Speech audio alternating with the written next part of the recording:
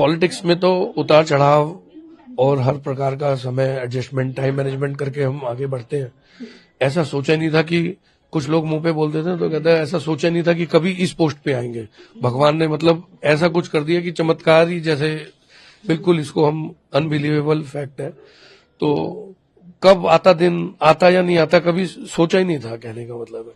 यहाँ तक तो सोचते थे कि राजनीति में जितना आगे बढ़े, जब इस फील्ड में है तो जितना आगे बढ़े उतना अच्छा है, लेकिन सीधा पार्टी हमें टॉप पे ही बैठा देगी और इतना भरोसा करेगी रेखा जी पे, तो ये हमारे लिए बहुत ही सम्मान की बात है। कल किस समय इस बारे में आपको पता चला? हाँ, सबको एक साथ पता लगा शाम को मीडिया से। तो मीडिया से ही पता लगा क्योंकि रेखा जी से बात तक नहीं हो पाई उस समय, इन लोगों का फोन वोन सब स्विच ऑफ था। तो विधायक दल की बैठक थी तो टीवी में ही आया तो पता। तो जो शेड्यूल रहता था वो किस तरह से मैनेज कर पाती थी सारी चीजों को? परिवार भी है साथ में, राजनीति, दोनों को संभालना। नहीं, टाइमिंग तो काफी समय से हमें ये आइडिया शेड्यूल हो गया था कि भाई हम राजनीति करते हैं तो इस तरीके से सुबह लेडीज होने के नाते ये सुबह 9-10 बजे तक घर पे होती हैं, तो 10 बजे तक जब तक तैयार होती है, नाश्ता कर रही होती है, तब तक साथ साथ में पब्लिक डीलिंग कर लेती है। इस तरह से इनका सुबह सुबह का शेड्यूल रहता है। और उसके बाद में हम ये दोपहर भर के जो कार्यक्रम अपने प्रदेश के जो बीच में राउंड लगाने ब्लॉक्स के अंदर वो रहते हैं। शाम को रस्म पकड़ियों में इधर उधर 3-4 बजे के ऐसे कार्यक्रम होते हैं। उसके बाद भजन संध्या और शादियां रात को। तो इस तरह से टाइम मैनेजमेंट तो रेखा जी ही ये सब करती हैं। मैं तो सिर्फ जो है घर पर ही उनका असिस्टेंस करता हूँ। बच्चों से बात हुई? हाँ, बच्चों से बात हुई। बच्चे आ रहे हैं और पहुंचेंगे जो है। अच्छा, शपथ लेने के बाद कुछ रेखा जी ने सोचा है कि ये काम जो है दिल्ली की जनता के लिए सबसे पहले करेंगे? हाँ, वो रेखा जी बताएंगे। आप क्या कहेंगे? हाँ, नहीं हम बहुत बड़ा मुद्दा रहा है। हाँ, महिला सुरक्षा भी रहा है।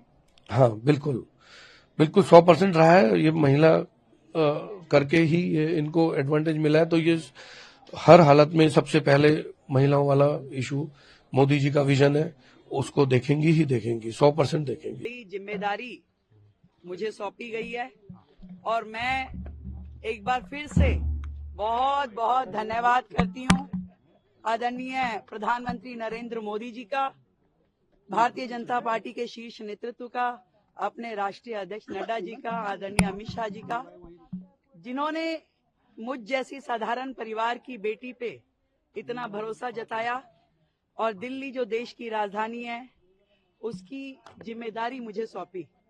निश्चित रूप में मैं अपनी पूरी क्षमताओं के साथ, पूरी ताकत के साथ, ईमानदारी के साथ में उस जिम्मेदारी को निभाऊंगी।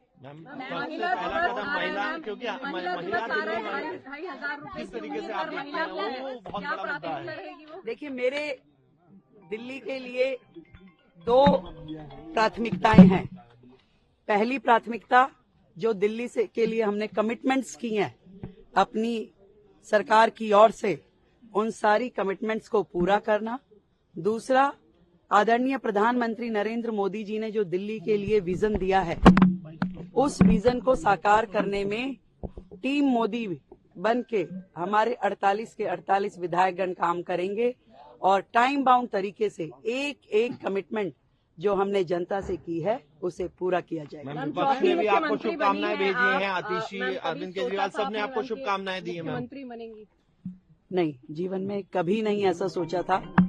और जब भी मैं सुनती थी बड़े नेताओं की कहानी और जब वो कहते थे कि साधारण पृष्ठभूमि से आज वो शीर्ष नेतृत्व तक पहुंचे हैं, तो मालूम नहीं था कि कैसा लगता है। पर आज दिल्ली के मुख्यमंत्री के रूप में जिम्मेदारी पा करके मैं समझ पा रही हूँ कि भारतीय जनता पार्टी में नरेंद्र मोदी जी हैं तो मुमकिन है।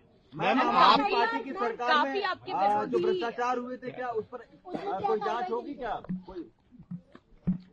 जो सरकार पिछले 12 साल से दिल्ली में राज कर रही थी और जितने भी भ्रष्टाचार के मुद्दे उनके ऊपर है, जनता के एक एक पैसे का हिसाब उन्हें देना होगा। मैम, लेकिन अभी शुभकामनाएं आई हैं वहाँ से, क्योंकि अरविंद धन्यवाद है आप सभी के माध्यम से मैं उन्हें धन्यवाद देती हूँ उनकी शुभकामनाओं के लिए।